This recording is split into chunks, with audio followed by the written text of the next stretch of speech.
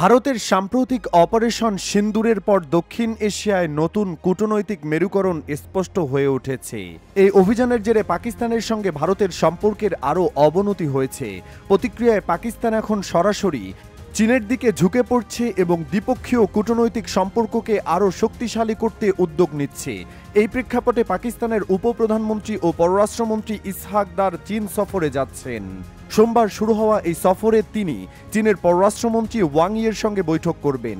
আলোচনার মূল বিষয়বস্তু হবে আঞ্চলিক নিরাপত্তা, সাম্প্রতিক ভারত পাকিস্তান উত্তেজনা এবং দ্বিপাক্ষিক অর্থনৈতিক ও কৌশলগত সহযোগিতা। চীন দীর্ঘদিন ধরেই পাকিস্তানকে তাদের আয়রন ক্লাড বন্ধু বা অটুট মিত্র হিসেবে বিবেচনা করে আসছে এবং অপারেশন সিন্দুরের সময় প্রকাশ্যে পাকিস্তানের ভূখণ্ড ও সার্বভৌমত্বের পক্ষে অবস্থান নেয়। ইসহাক দারের সফরে আরেকটি গুরুত্বপূর্ণ ইভেন্ট হল ত্রিপক্ষীয় বৈঠক, যেখানে চীন ও আফগানিস্তানের প্রতিনিধিদের সঙ্গে বসবেন তিনি। এই বৈঠকে আলোচনা হবে ভারত পাকিস্তান সাম্প্রতিক সংঘর্ষ, সীমান্ত নিরাপত্তা এবং আঞ্চলিক বাণিজ্য জোরদারের পথ নিয়ে। বিশেষ করে আফগানিস্তানকে ব্যবহার করে ভারতের যে কোনো সম্ভাব্য কৌশলগত তৎপরতা নিয়ে উদ্বেগ প্রকাশ করতে পারে পাকিস্তান। তবে আফগানিস্তানের তালেবান সরকার পাকিস্তানের দাবিকে সরাসরি নাকচ করেছে। তারা বলেছে ভারতের পক্ষ থেকে আফগান ভূখণ্ডে কোনো হামলা হয়নি, বরং পেহেলগাম হামলার ঘটনায় তারা নিন্দা জানিয়েছে এবং অপরাধীদের বিচারের আহ্বান জানিয়েছে।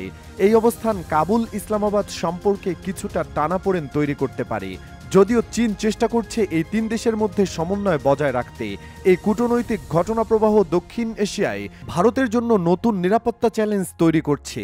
পাকিস্তান চীন সম্পর্কের ঘনিষ্ঠতা বাড়ার অর্থ হল ভারতের উত্তর পশ্চিমাঞ্চলীয় সীমান্তে নিরাপত্তা উদ্বেগ আরও বেড়ে যাওয়া।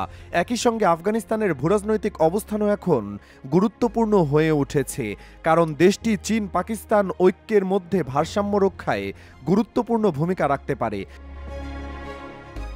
সব মিলিয়ে অপারেশন সিন্দুরের পরবর্তী প্রতিক্রিয়ায় দক্ষিণ এশিয়ার কৌশলগত মানচিত্রে এক নতুন উত্তেজনার আবহ তৈরি হয়েছে, যার প্রভাব ভবিষ্যতের আঞ্চলিক স্থিতিশীলতার উপর পড়তে পারে।